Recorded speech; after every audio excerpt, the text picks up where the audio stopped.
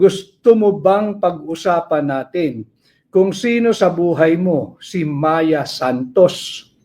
Gusto mo bang pag-usapan natin yung mga pangalang Richard Cambe, yung Jennifer Jen Corpus, yung Arman Padilla? Gusto mong ganitong usapin, hindi kami sasabay sa iyong negative campaigning. Aangat namin ang level ng diskurso ng mga usaping panlipunang mahalaga. Yun yung benepisyo. Pagka sinunod mo yung magulang mo, pwede kang bumili. Small items, and chewing gum, candy, crackers, o yung mga chips, o kaya ice cream. Kaya pagka naalala ko, very popular po yung Team Suka. Yes, napag-usapan po namin kahapon yan. Kaya yung higit na nakararaming Pilipino, pati kabataan, wala pong nakakahiya na kayo ay pinabili ng suka. Huwag ho kayong makikinig dyan sa mata pobreng yan. Yung mata pobreng yan, yung mandato niya galing sa atin, sa ating lahat. Huwag po tayo makikinig dyan. And again, as our title, nababasa ninyo, issue-based campaigning. Yan ang ating dinadala dito sa Hakbang ng Maisog. Issue-based campaigning. Nais ko rin palang batiin, nabasa ko kanina, si Joey, si Joie de Vive, yung kanya pong page na naglabas siya. Kasi nga, sinimulan ho nila yung negative campaigning. Babalik tayo ngayon. Hindi natin sasabayan yung negative campaigning. Issue-based po tayo, katotohanan.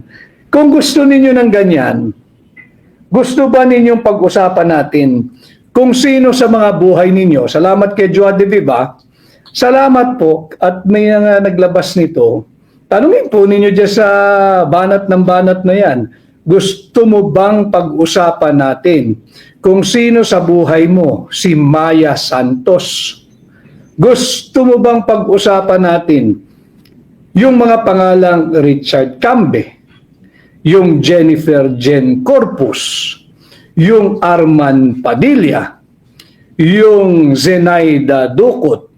Gusto mong pag-usapan yan? Kung gusto mo, okay sa amin, pag-uusapan natin yan. At yan ay issue-based. Gusto mo bang pag-usapan natin yung affidavit nung tinaguri ang Pork Barrel Queen na si Janet Napoles na dated 26 May 2014? Yan ba ang gusto mong tahaking landas? Kung gusto mong pag-usapan yan, pwede. Total, masyado mong minamaliit ang ginagawang mangmang. Ang sambayan ng Pilipino, pag-uusapan natin yan. Gusto mo ng issue, pag-uusapan natin yan. Gusto mo bang pag-usapan natin yung biggest drug haul in the history of Philippine Drug Enforcement? Yung dyan sa Alitagtag, Batangas? Iyan ang issue natin ngayong eleksyon. Ito pag-usapan natin. Di ba? Total, kamo naman, minamaliit mo yung higit na maraming Pilipino na naghihirap at karamihan nga dyan, ang mahal-mahal na nga ng bigas sa ilalim ng administrasyon mo Ang ginagawa na nga lang pang sarsa dyan suka. Minaliit mo pa yung suka. Pag-usapan natin itong isyong suka. Yung vice cam and budget report, ito pag-usapan natin. Gusto mong ganitong usapin, hindi kami sasabay sa iyong negative campaigning. Aangat namin ang level ng diskurso ng mga usaping panlipunang mahalaga. Kagaya ng yung Alitagtag drug haul. Nasaan na yan?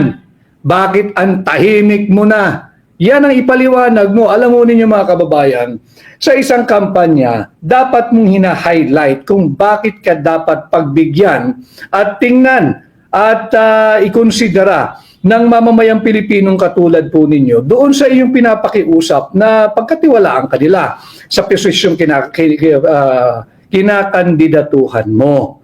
Yan po ang layunin ng kampanya.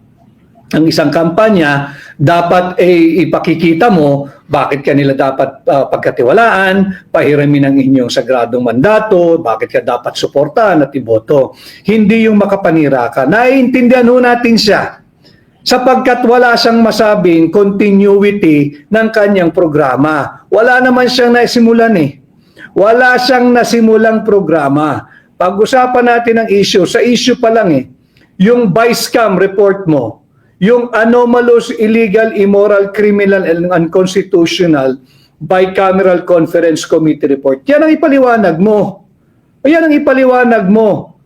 Yan ang isagutin mo yung bakit meron 28 item na blanco na nung tinotal ay nagkakahalaga ng 241 billion pesos. Saan ninyo dinadala ang pera ng Pilipino? Yan ang sagutin mo, hindi yung, ako I'd like to think mga kababayan, parte ito ng kanilang diversion scheme para mawala yung usapin dito sa kanilang incompetence, dito sa kanilang corruption, dito sa kanilang kurakot. Ito po yung mga issues na hindi nila malabasan. Ipit na ipit sila, kaya ang ginagawa nila, umuopensa, umaatake ng wala sa lugar.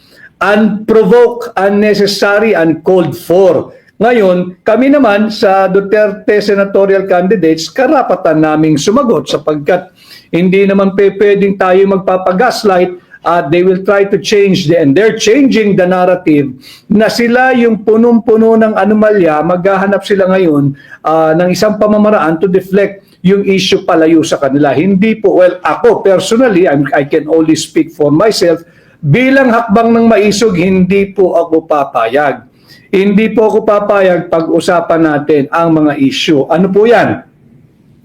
Yung Bicameral Conference Committee report, hanggang ngayon hindi mailabas ng House of Representatives yung enrolled bill, yung kopya ng enrolled bill. Nakakuha po tayo, ipinakita ko sa inyo nung makailang araw na meron tayong nahalukat dyan sa archive section ng House of Representatives. Unsigned po.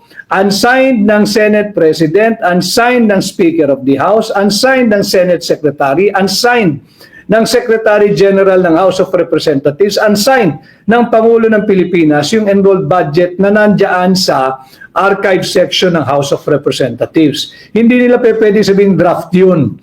Gagawin na naman tayong mangmang ng kongresista ng Marikina eh. Baka sabihin na naman niya, draft yan. Archive section na yan, archive. Ibig sabihin, taguan, repository, diyan pinipreserve yung mga kopya ng original authentic records, original authentic document. So yan ang ating pag-usapan, hindi yung negative campaigning ninyo. Pwede nyo ituloy yan.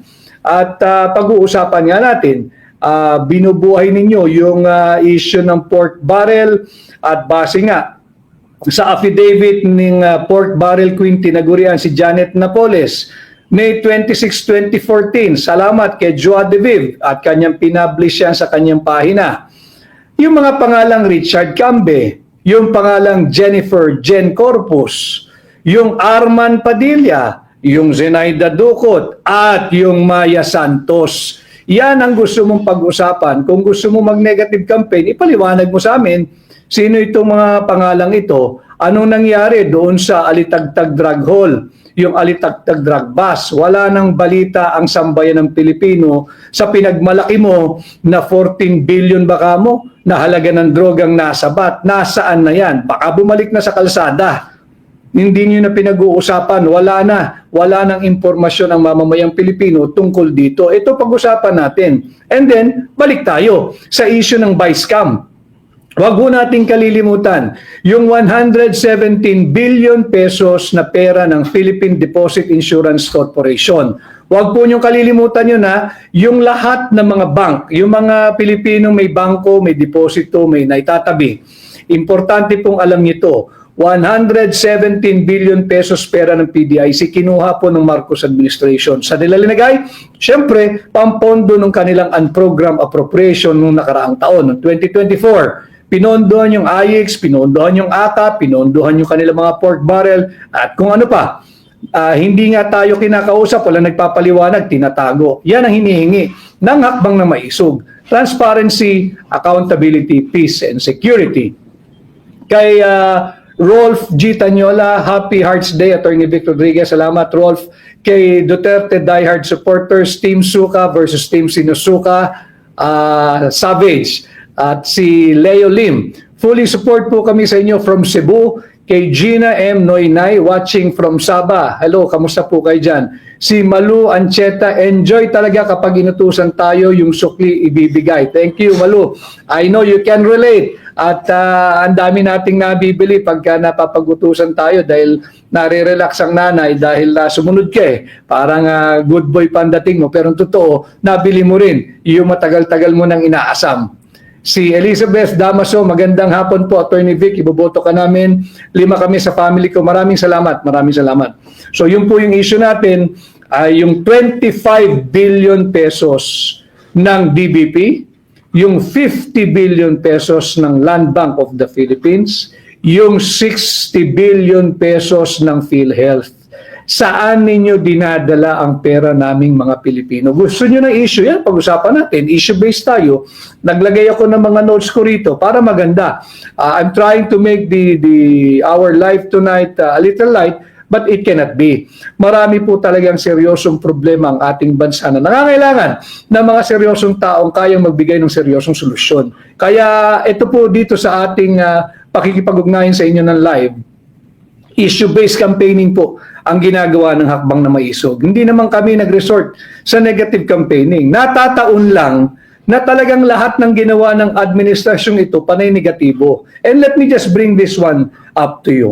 Kahapon po may lumapit sa akin regarding doon sa aking naging talumpati at sumasang-ayon naman po sila na palakasin ang mandato ng Philippine Drug Enforcement Agency. Lagyan natin ito ng kapangyarihan na magsagawa. Utusan ang lahat ng taong gobyerno, elected or appointed, na sumailalim sa isang mandatory, open, fair, transparent, and credible hair follicle drug test. Importante po yun dahil sabi ko nga, Article 11, Section 1, public office is public trust. At lahat ng panahon dapat ay may pananagutan ang lahat ng taong gobyerno sa kanyang nasasakupan, sa kanyang nasisilbihan, in this case sa ating po mga Pilipino. So ito po dapat natin pinag-uusapan. May nagsabi sa akin, hindi ko nga alam eh, negatibo na raw ang lahat ng ginagawa ng administrasyong ito.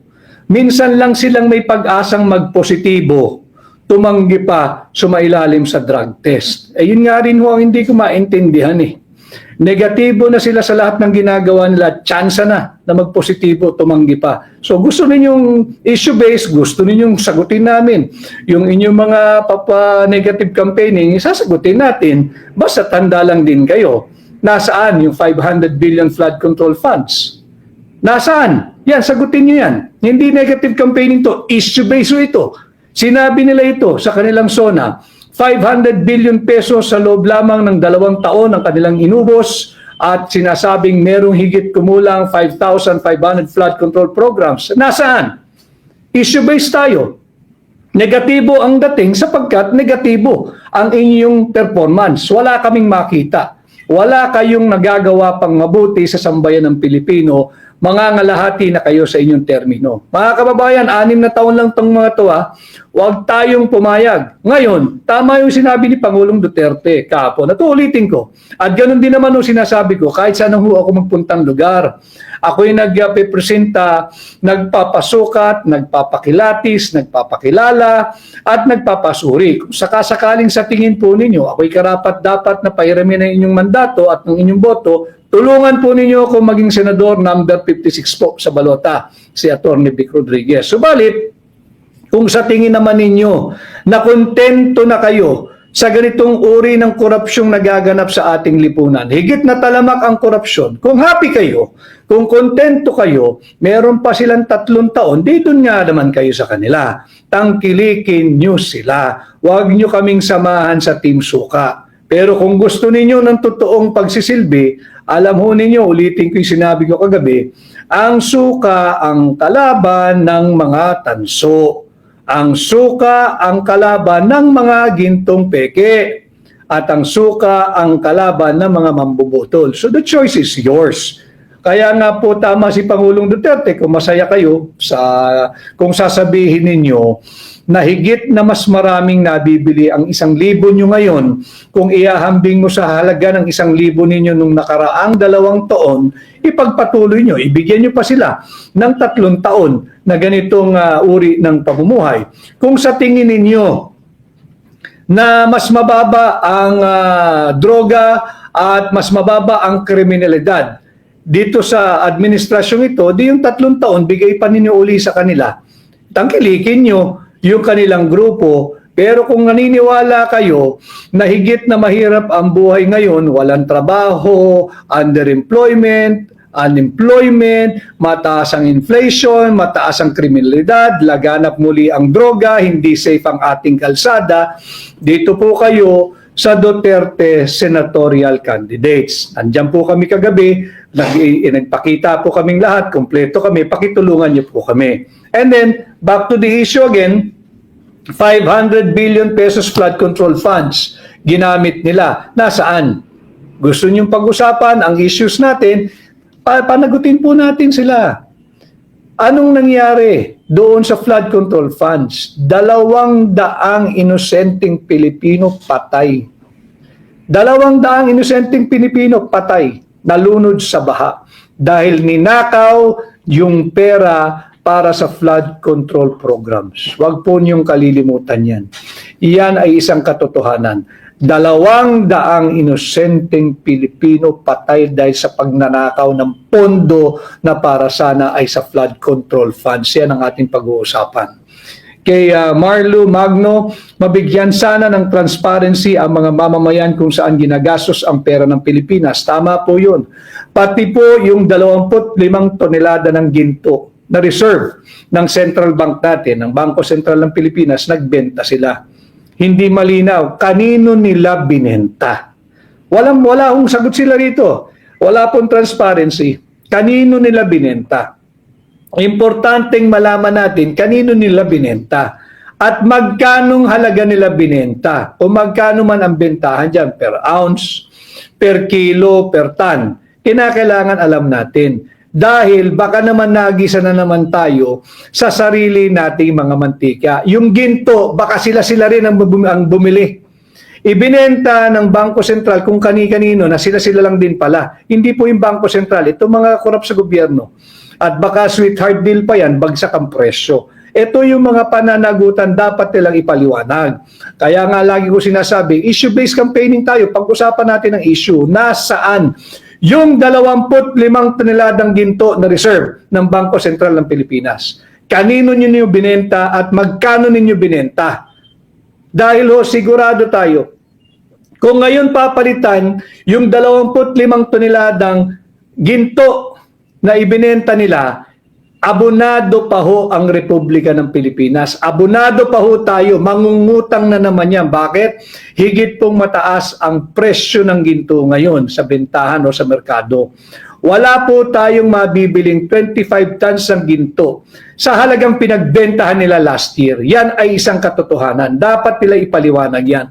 Saan nila dinadala ang pera nating mga Pilipino? At kaya Elisha Kim 24. Maganda po talaga mga attorney ang makakapasok sa Senado para alam talaga ang mga batas, hindi maging mangmang. Tama po 'yon. Maraming salamat. Sa tulong po ninyo, ang atin pong Duterte senatorial candidates, napakaraming magagaling na abogado. Kay Roberto Dagil 8458. Attorney Vic, sana mabasa mo ito. Binabasa ko na po, Robert Dagil. Papagawa kami ng malaking tarpaulin dito, Team Suka versus Team Isinusuka, ilalagay namin dito sa labas ng mga gate namin. Robert Dagil, karapatan po nyo na magpahayag ng inyong saloobin, basta't po private property ninyo at sarili po ninyong inisyatibo, wala po kami magagawa kung hindi magpasalamat. Maraming salamat. Ngayon pa lang, maraming salamat. At pag-usapan natin yung issues. Ano nang nangyari? Wala pong ibinunga. Yung kanyang excessive foreign trips. Yung kada biyahe ng biyahe, natandaan po nyo yan, unang 2 taon sa pwesto, biyahe ng biyahe, ang naiuwi, pangako. Ang naiuwi, pledges. Ang pledges po, pangako ho yun, hindi po kwarta yun. Hindi po pera yun, hindi po investment yun. Pangako lang ho yun. At syempre, kinakailangan i-justify ng mga iba't ibang departamento. Marami daw na pirmahan na MOU. Alam ho ninyo, ako'y naging aktibo sa practice sa pribado, yung MOU, pagka mayroong mga pagpupulong na malalaking negosyante, lumilipad ho ang MOU.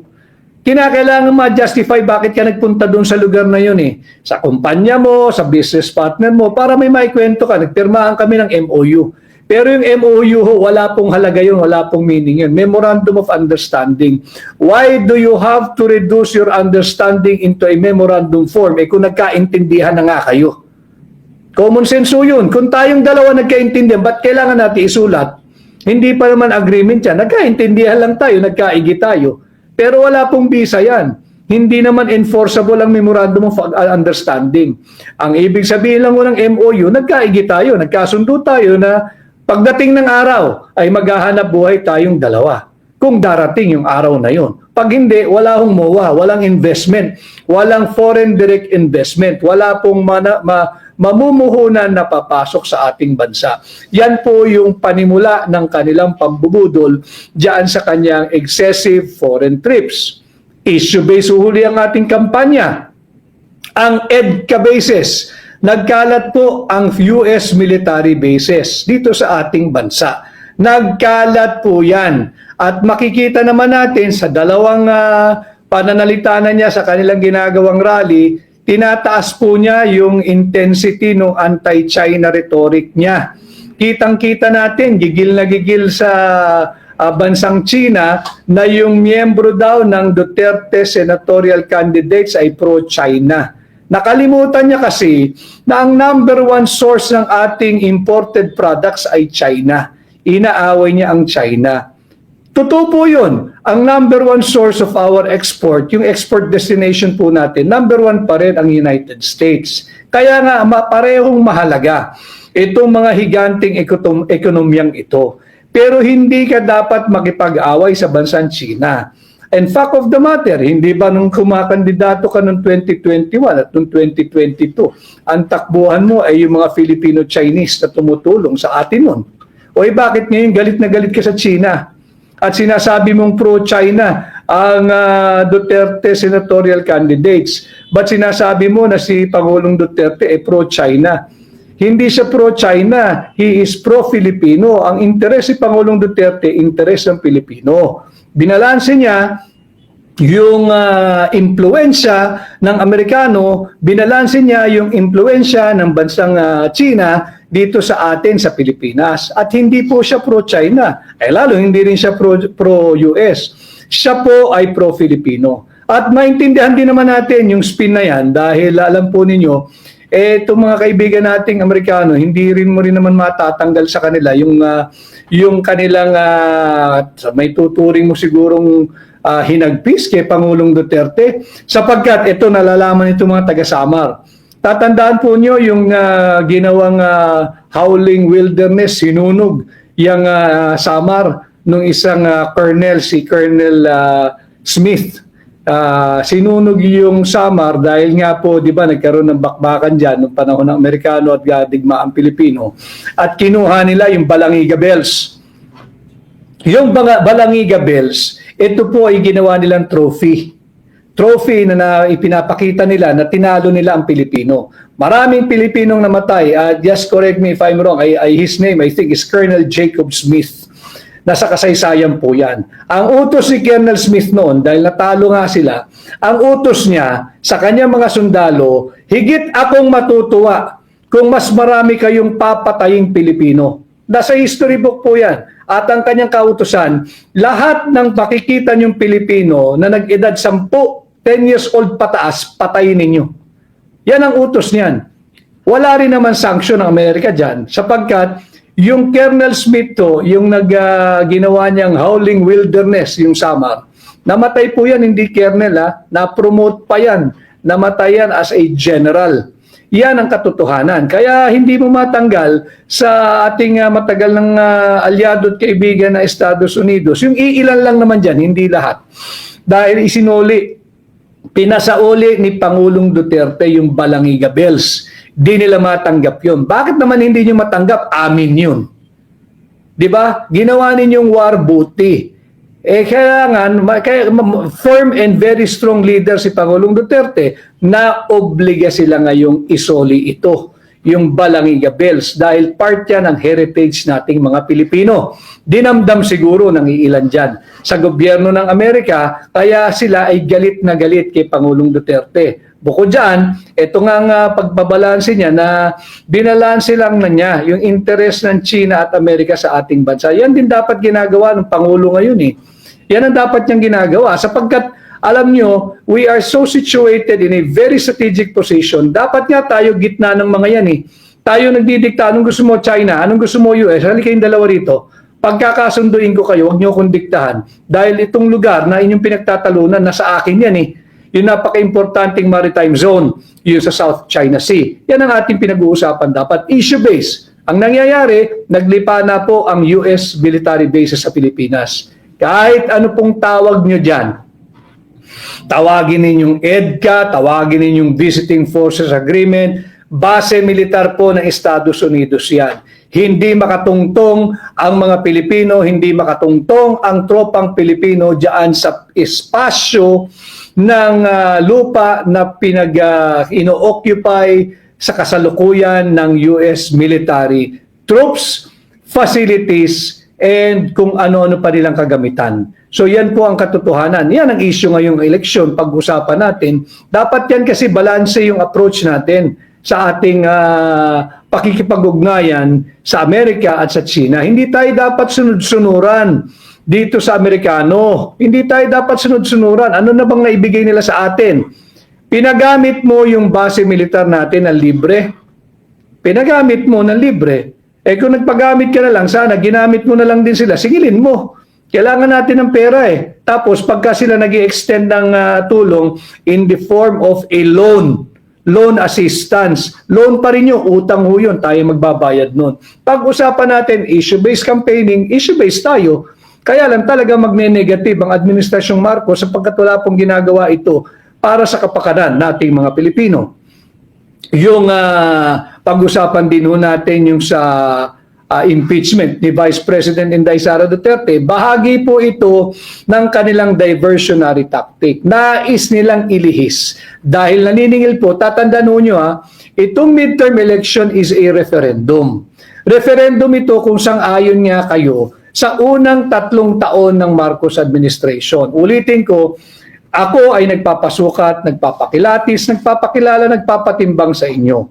At kung sa tingin po ninyo tayo karapat-dapat at nararapat, pahiramin po ninyo ako ng inyong tiwala at boto. E yun po ang dapat ginagawa ng lahat ng kandidato. Hindi po yung negative campaigning. Pero hindi naman pwedeng lulunukin natin lahat ng sinasabi nila dahil gaslighting po yan. Hindi po tayo dapat maging biktima niyan. Tinutuwid natin yung mulit patuloy na pambubudol ng Marcos administration at dala-dala niya hanggang kampanya. Kay Aline Samson, Team Suka, the lucky 9 lang malakas sa OFW here from Hong Kong. Salamat. Talagang legenda si Team Suka. Kay Bobley Mitch Fernandez, mahirap po talaga pag walang alaman. Leader ng bansa. Kay Junri Abioy, True Attorney Vic, marami tayong products na galing sa China. So bakit awayin pa ng Pinas ang China? Alam mo nyo yung China, tigil lang nila ang importation ng toilet paper sa US, magkakagulo po sa US. Hindi po biro, tigil lang nila yung importation ng toilet paper sa United States. Tingnan nyo, magkakagulo dyan sa Amerika. So yan o yung ating sinasabi, balansehin mo yung interest. Nakikipag-away ka sa China, ina-up mo yung ante na anti-China, pro-China raw itong mga nagsasabi ng totoo, pinag-uusapan yung paglaganap ng EDCA bases, pro-China. Pro-Filipino ho kami, hindi kami pro-US katulad mo. At hindi rin kami lalo pro-China, kami ay pro-Filipino. Kami ay Pilipino at ang nais naming patuloy na paglingkuran ay ang mamamayang Pilipino. Si Erwin R. watching from Taiwan. Hello. Kay Juraiza Agbon, my whole family will secure a vote for you, attorney. Marami pong salamat. Kay Remy in Holy Land, yes to Senate, Attorney Vic, salamat. Kay At Odev, thank you sa pagbabasa ng comments, Attorney Vic Rodriguez. Again, as I have said at the beginning, I'll try to make this as light as possible. Tanggapin ko ho yung mga tanong ninyo. Iboboto ko to parang lalaking version ni late Senator Defensor Santiago. Maraming salamat, Champway. Kay Kathy Magbago, solid Team Suka here in Singapore. Kay Chacha_2028, hello po Team Suka, nanonood from Malaysia. Tatandaan po ninyo ha, ang suka ang kalaban ng tanso, ang suka ang kalaban ng peking ginto, ang suka ang kalaban ng mga mambubudol. Papa Bear, sunog si Bungag sa message mo, boss. Yung mga tinda ng suka, may diploma siya, wala. Kaya nga po, walang nakakahiya kung ikay nagtitinda ng suka. Alam mo ninyo, maliit o malaki ang hanap buhay mo, mataas o mababa ang iyong katungkulan sa isang kumpanya, basta't po marangal kayong nagtatrabaho, malinis ang perang inuuwi ninyo sa inyong pamilya, kahit po nagtitinda kayo ng suka, kahit po tagabili kayo ng suka, wala po kayong dapat ikahiya. Ang dapat mahiya, yung mga magnanakaw sa gobyerno. Ninanakaw yung flood control funds. Dahil sa pagnanakaw ninyo ng flood control funds, 200 Pilipino inosente patay, nalunod sa baha dahil ninakaw ninyo yung pera para sa flood control funds. Iyan ang nakakahiya. Iyan ang kasumpa-sumpa. Yan po dapat ang pinag-uusapan natin. And again, I'd just like to mention, hindi kami nagkikita nito, but nasusubaybayan ko from time to time. Kanina, medyo may oras ho tayo. Yung page show ni Joa De Viv, salamat sa kanya. Kaya nga sabi natin dito sa promotor ng negative campaigning, tanungin mo muna sarili mo, sino si Maya Santos?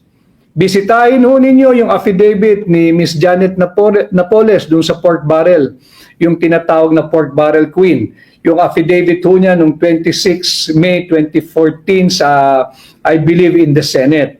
Tanong nyo dito sa nagpromotor ng negative campaigning, sino si Maya Santos? Tanungin mo rin sa kanya, sino yung Richard Cambe, yung Jennifer Jen Corpus, yung Arman Padilla at Zenaida Ducot. Yan ang gusto nyong pag-usapan natin. Sagutin ninyo. Si The Princess, salam and good eve po, Sir Vic. I want to volunteer as your paralegal here in Balindong, Lanao del Sur. Maraming salamat, The Princess. Yun nga po, dito po kayo makipag-ugnayan. Mahirap pong hanapin isa-isa po yung mensahe nyo. Paki-message po nyo diretso dito. Si Princess. Paki-message po diretso rito para po makasagot kami ng diretso dahil nalulunod po talaga, nalulubog doon sa mga messages. OFW Taiwan VP Sara supporter. Salamat sir at andyan kayo. Huwag po kayong susuko. Sir, isa ka sa asahan namin po ng mga OFW din po. Maraming salamat din po sa tiwala ninyo yung mga OFW sa Taiwan. Kay Fahonggi Umahan, God bless you sir, salamat. Kay Neth Ramos, shout out po from Japan. Oy, yung ating mga kaibigan, sila Vani, sila Juliet, maraming salamat. Sila Ling, nandyan po sa Japan. May activity ho sila ngayon darating na linggo. Sana ho ay nais ko sanang dumalo pero alam naman ho ninyo, tayo'y kandidatong independent, hakbang na maisog at ngayon ay adopted na ng 2 partido. Limitado po yung ating pondo. Personal money po natin ito. Atin pong minamaximize whatever little we have. Importante, makipag-ugnayan po ako sa inyo kahit siguro via Zoom for now. But in time, I will visit you again there, kagaya po ng ating pakikipag-ugnayan in the past with you. Kay Ansari Ganyon Tantong, Sir Vic, Sir Attorney Vic, update po sa Supreme Court versus Upper, Lower, and Office of the President. Nag-aantay din po tayo sapagkat yung kautusan ay 10 days from receipt of the order asking them to file their comment. So hindi po natin alam kung kailan nila natanggap, kung kailan nailabas yung summon ay yung kautusan na yan, kung kailan na-serve sa kanila. So ang 10 days ay magsisimula mula nung kanilang natanggap. So antayin po natin, but malapit na po yan. Kay Feli Ordonez, tama ka, Team Suka, go, go, go. Tensya na po kayo, medyo gagamit tayo ng ating salamin. Kay Graphics, Solid Duterte, Team Suka, yung Team Suka talaga tumatak na eh. Si Lynn Resentes, Kay Raquel Quijano, hi Attorney Vic from Hong Kong. Hello Raquel. Kay Cresana Tukay, how to contribute to your campaign. Ang may tutulong po ninyo talaga bukod sa kung ano mang halaga, tulungan po ninyo akong mangampanya sa inyong pamilya, sa inyong kaklase, sa inyong kaibigan, kapitbahay, kaprobinsya, sa lahat po, kaya katrabaho, sa inyong empleyado, sa lahat po ng Pilipinong inyong kilala, saan man pong panig ng mundo. Malaking bagay po sa akin yan, malaking bagay po yan sa buong Duterte senatorial candidate, sapagkat tayo dapat paghandaan din natin kung paano natin mapoprotektahan ang mandato ng 32 milyong Pilipino na bumoto kay Vice President Inday Sara Duterte. Huwag nating ipanakaw yung sagradong mandatong ibinigay, ipinahiram, ipinagkatiwala ng 32 milyong Pilipino kay Inday Sara. Hindi lang po si Inday Sara ang usapin dito. Ang ninanakaw po ditong malinaw ay yung sagradong mandato ng 32 milyong Pilipino. At ang mga nagnanakaw is the same old gang. Itong mga elitistang mambabatas diyan sa Kongreso. Sila ang nagnanakaw, ninanakaw na pera natin. Di ba? Malinaw na yan. Sa AKAP, sa AIX, yung flood control funds, ninanakaw. Anong resulta? 200 inosenteng Pilipino patay dahil ninanakaw ninyo yung flood control funds. Pati ba naman ang posisyon ng pangalawang Pangulo, pananakaw natin? Wag po tayong pumayag. Ay ninanakaw na ho yung ating karapatan eh. Yung karapatan sa malayang pagpapahayag, ninanakaw na rin. Sinubukang imbestigahan yung mga miyembro ng tinatawag nating new media, yung mga social media vloggers. Subalit very good move naman sila, tumakbo sa Korte Suprema. Kagaya po ng ating ginawa, tumakbo tayo sa Korte Suprema. Ano pong sinabi ni negative campaigner? Tayo daw po'y destabilizer. Imaginein mo, hindi pa nagsisimula ang kampanya, nagne-negative campaign na siya. Bakit? Wala ho siyang maipakitang performance. Zero, bangkarote, bankrupt, negative ang kanyang performance. Kaya kita naman ninyo, bukod sa negative ang kanyang performance, pati ang uri ng kanyang pangangampanya niya, negatibo. Kaya tama ho yung nag-comment doon sa aking pahina eh. Yung doon sa drug test na nga lang ang may mataas sa pag-asa magpositibo, tumanggi pa. Negatibo ang performance, negatibo ang campaigning. Pag-usapan natin itong issue. Issue-based po ang ating pangangampanya. Hindi po tayo lalayo rito. Pag-usapan natin yung issue. Yung issue na talagang wala kayong ginawang mabuti sa loob ng 3 taon ninyong panunungkulan. Kaya yung mamamayang Pilipino, mag-isip-isip po kayo. Kung gusto po niyo magpatuloy ang another 3 years na walang humpay na nakawan, na walang humpay na sinasalaula ang ating tao ng budget, wala hong problema sa katulad ko. Do you go for his team, yung nagre-resort sa negative campaigning. Negative campaigning, tanungin niyo siya. Anong significance ng pangalang Maya Santos? Tanong niyo siya, kung merong isang press conference, kung may matapang na miyembro ng mainstream media, yung mainstream media na yan, alam mo ninyo, walang binalitang tama na yan. Walang binalitang tama yan. Huwag ho kayong susubaybay dyan. Doon kayo tumungo sa mga miyembro ng new media na nagdidiskurso ng tama. Yan po ang ating pag-usapan. Tanong niyo siya, ano ang kahalagahan o significance ng pangalang Maya Santos sa kanya? Tanong niyo po siya, ano po yung kahalagahan ng Janet Napoles affidavit tungkol sa pork barrel na kanyang in-execute ni Ginang Janet Napoles noong 26 May 2014. Yan ang ating pag-usapan. Tanong niyo sa kanya kung pamilyar ba yung pangalang Richard Cambe, kay Jennifer Jen Corpus, kay Arman Padilla, kay Zenaida Ducot, at higit na mahalaga yung Maya Santos. Tanong niyo po sa kanya yan bago siya mag-resort sa negative campaigning. Tanong niyo sa kanya kung gaano kahalaga yung mga pangalan na yan at ano yung significance ng 26 May 2014 affidavit ni Janet Napoles tungkol doon sa pork barrel. Yan ang ating pag-usapan. Pag-usapan natin, anong nangyari doon sa Alitagtag, Batangas Drug Hall? Tahimik na. Wala nang narinig ang sambayan ng Pilipino. At pag pinagpatuloy niya yung negative campaigning, sasagot lang naman ho kami. O ako siguro, bilang parte ng transparency and accountability, transparent ho kami sa hakbang ng maisog. At sasagutin natin yan sa abot ng ating makakaya.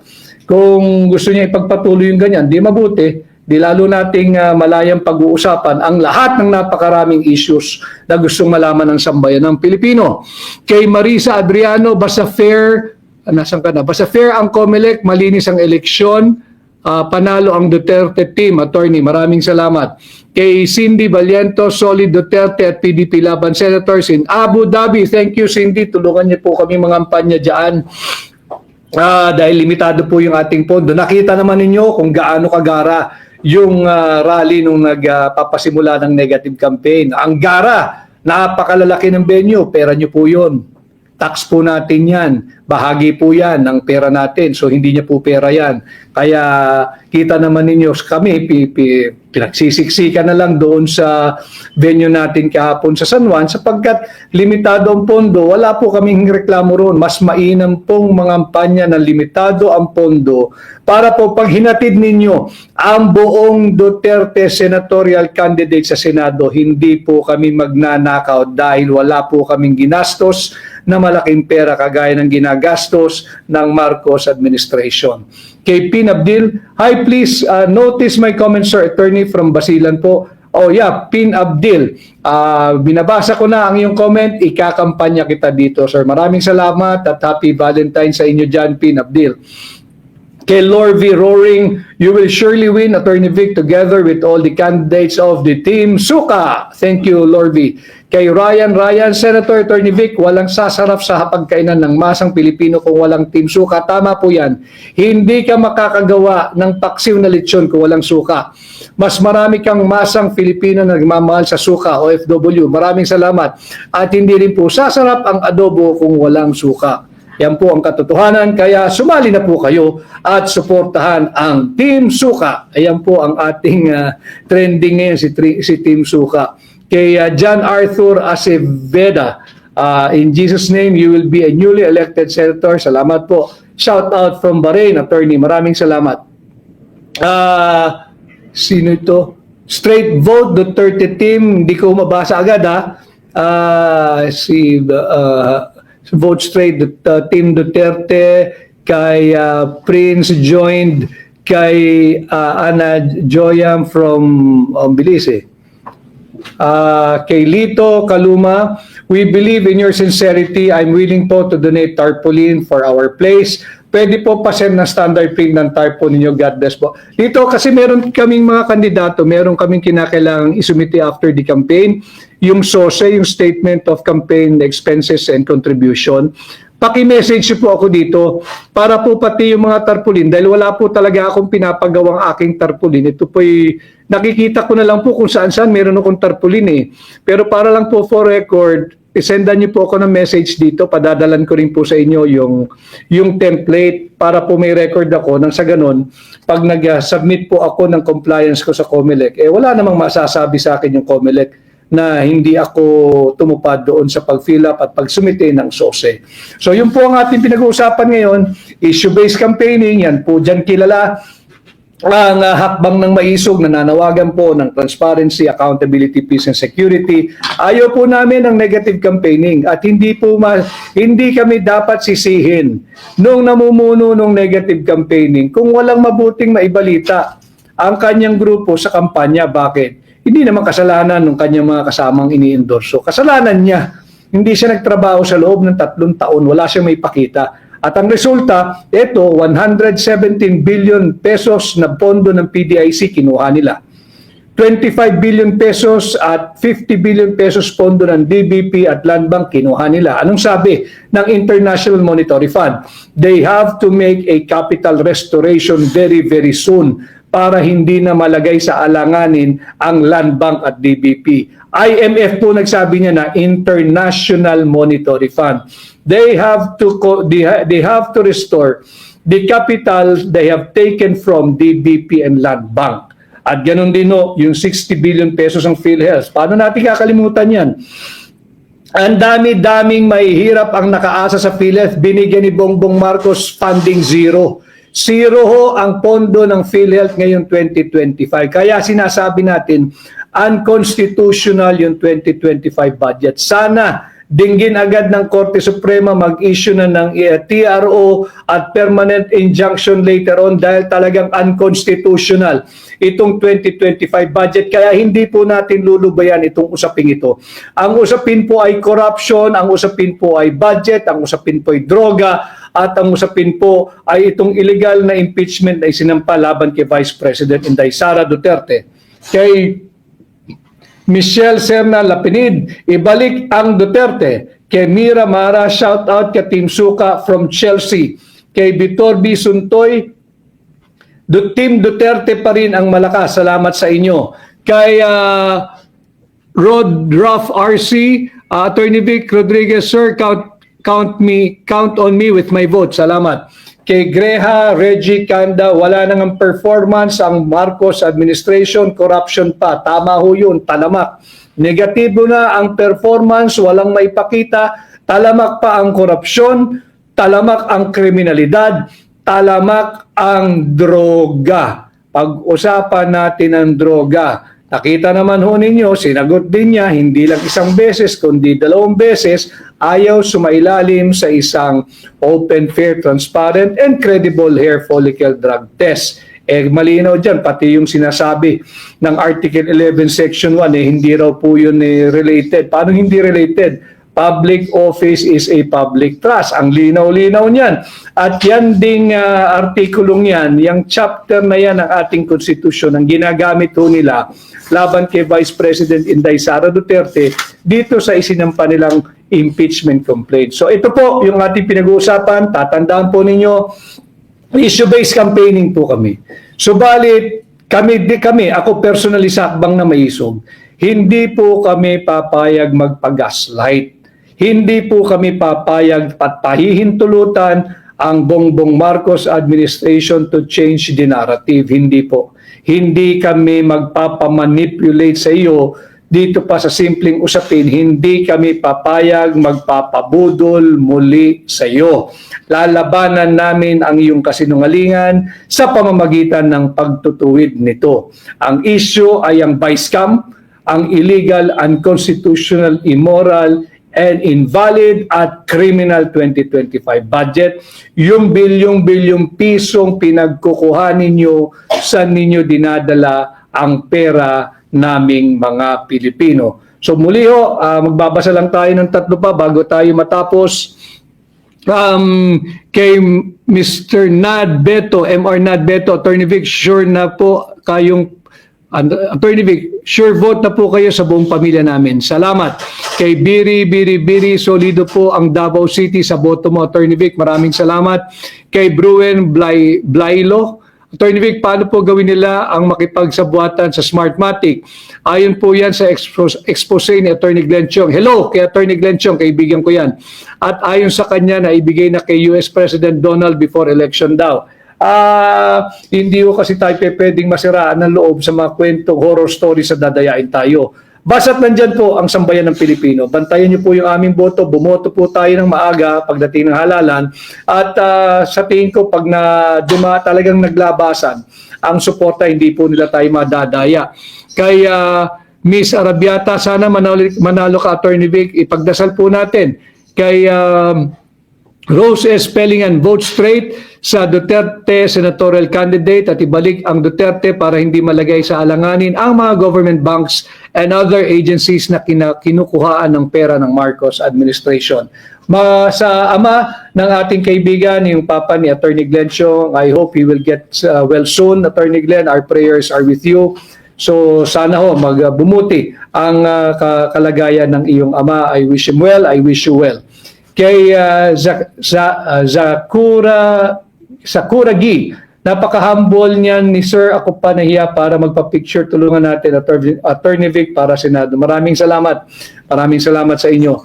At yun nga ho, kay Tambay Tadere, Attorney Vic, may 17,000 subscribers na po ako sa YouTube channel ko po.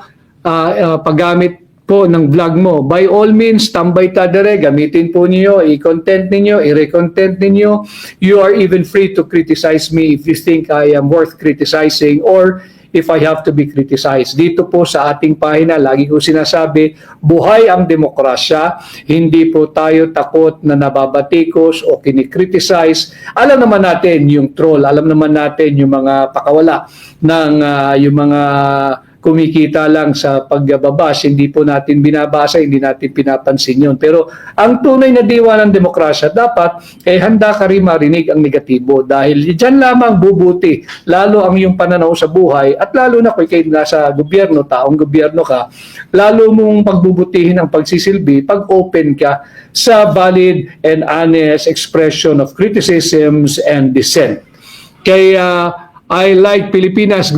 God bless you to your plan to get on Senate office po. Salamat.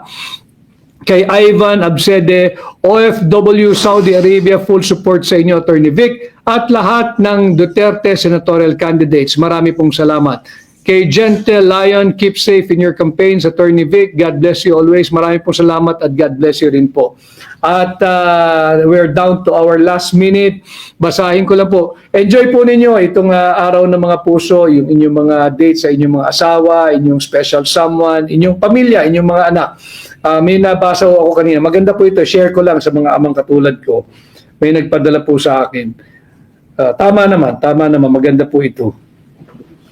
Ang sabi po dito sa pinadala sa akin. For fathers with daughters, so that your little girl won't settle for less, be her first Valentine and her mama's forever Valentine. Tama po yun. So lahat ng amang kagaya ko yung inyo po mga anak, so that your little girl won't settle for less, be your little girl's first Valentine and her mama's forever Valentine. So happy Valentine's po sa inyong lahat at magkita-kita po muli tayo. I'm not sure if my schedule will permit me to be with you tomorrow, but basta't meron pong pagbukas ng oras, samahan po ninyo ako sa ating pagla-live, sa ating diretsyong pakikipag-ugnayan sa inyo. And yes, kami po sa Akbang ng Maisog at Duterte senatorial candidates, kami po ay issue-based campaigning, pero kami po sa Akbang ng Maisog hindi aatrasan ang mga maling paratang na ipinupukol ng ating katunggali. Lalo na pag ito ay sinimulan nila sa negative campaigning. Sasagot po tayo, tanong po nyo sa kanya kung sino si Maya Santos. At meron tayong kaibigan dyan, ayoko sanang banggitin pero pag hindi kayo tumigil, pag-usapan natin yung mga issues ng taong yan na natabunan lang pero alam niyo yan, mainit na mainit, pinag-usapan just a few months ago. Pati yan, pag-uusapan natin kung gusto niyo talagang ganyang uri ng pangangampanya. So muli samahan po ninyo ako sa muli nating pag-live. Maraming salamat sa inyong oras. Sana ay napagaan ko ang inyong pakikipagbuno sa traffic. Napaka-traffic po ngayong araw. Tanggapin po ninyo muli ang aking pagbati. Happy Valentine's Day sa inyong lahat, sa ating mga kababayan, saan man panig ng mundo, yung ating mga overseas Filipino workers at migrants. At maraming salamat po. Tulungan po ninyo ako. Number 56 po muli sa balota, number 5656, madali pong pantatandaan. Attorney Vic Rodriguez, ang inyong kaibigan, Pilipino, abogado, maisog.